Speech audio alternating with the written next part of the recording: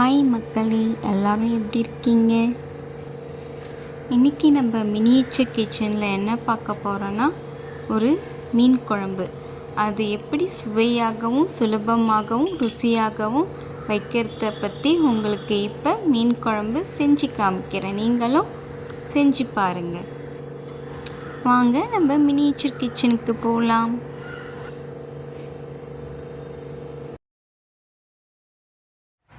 எலுமிச்சைப்பழ அளவு புளி எடுத்துக்கலாம். தேவையான உப்பு,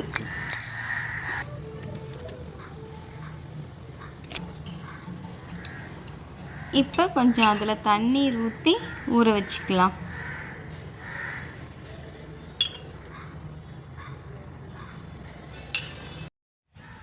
மீன் குழம்புக்கு தேவையான தக்காளி, ஒரு பச்சை மிளகாய், தாளிக்க கருவேப்பிலை, கொஞ்சம் சின்ன வெங்காயம், கொஞ்சம் பூண்டு, ஊற வச்ச புளி. மீன் க்ளீன் பண்ணி கட் பண்ணி வச்சுருக்கேன். இப்போ புளி நல்லா ஊறிடுச்சு. அதை நல்லா கரைச்சி வடிகட்டி மண் இல்லாமல் எடுத்துக்கலாம். ஒரு அரை மணி நேரம் ஊறினாலே போதும். இப்போ நல்லா வடிகட்டியாச்சு. நான் வெறும் குழம்பு மிளகாய்த்தூள் மட்டும்தான் சேர்த்துக்கிறேன். இப்போ தக்காளியை நல்லா அதில் கரைச்சிக்கலாம். நான் மீன் குழம்பு மண் சட்டியில் தான் வைக்க போகிறேன். நீங்கள் மீன் குழம்பு பொதுவாக எதில் வைப்பீங்கன்னு கமெண்ட் பண்ணுங்கள். இப்போ சட்டி வச்சுட்டு சட்டி காஞ்ச பிறகு நல்லெண்ணெய் ஒரு 3 ஸ்பூன் ஊற்றிக்கலாம். எண்ணெய் காய்ந்த பிறகு தேவையான கொஞ்சம் போல் வடகம் சேர்த்துக்கலாம்.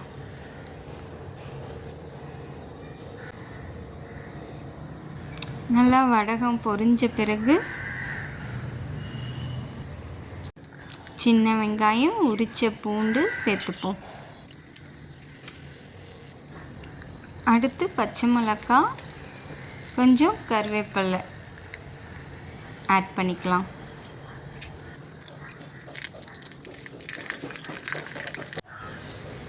நல்லா வதக்கிப்போம்.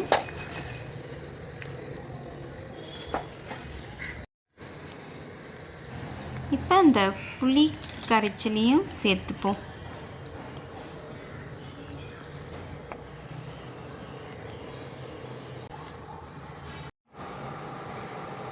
பார்க்கவே நல்லா கலர்ஃபுல்லாக இருக்குதுங்க. இப்போ தான் கொஞ்சம் கொஞ்சமாக கொதி வருது. நான் என்ன மீன் வாங்கி வச்சுருக்கேன்னா காளா மீன் தான் வாங்கி வச்சுருக்கேன். இப்போ ஒரு தட்டு போட்டு மூடிடலாம். இப்போ ஓப்பன் பண்ணி பார்க்கலாம்.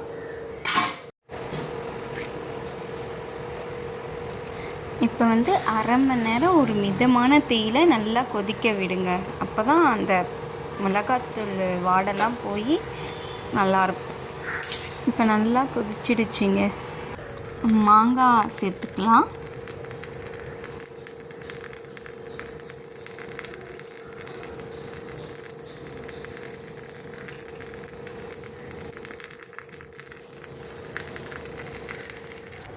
மாங்காய் போட்டு ஒரு கொதி வந்த உடனே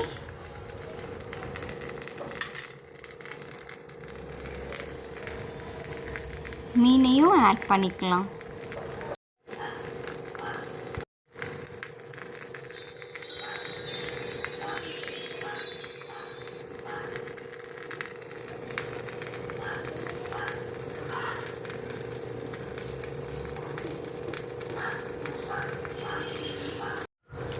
இப்போ நம்ம திருவி மணக்க மணக்க மீன் குழம்பு ரெடி ஆயிடுச்சு.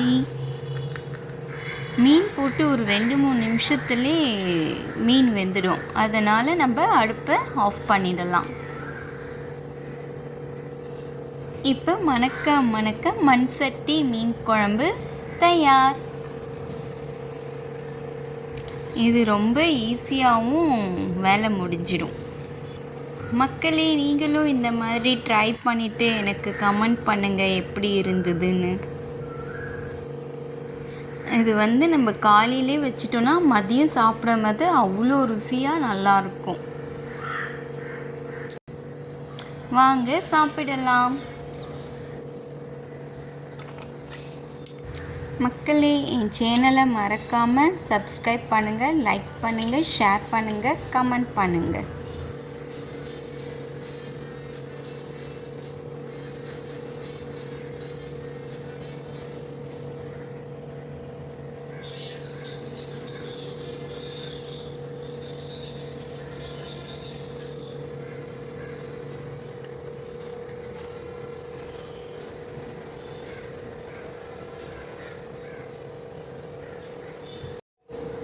இட்லி தோசைக்கு கூட நம்ம அந்த மீன் குழம்பு தொட்டுக்கலாம். அவ்வளோ சூப்பராக இருக்கும். நீங்களும் ட்ரை பண்ணி பாருங்கள் மக்களே.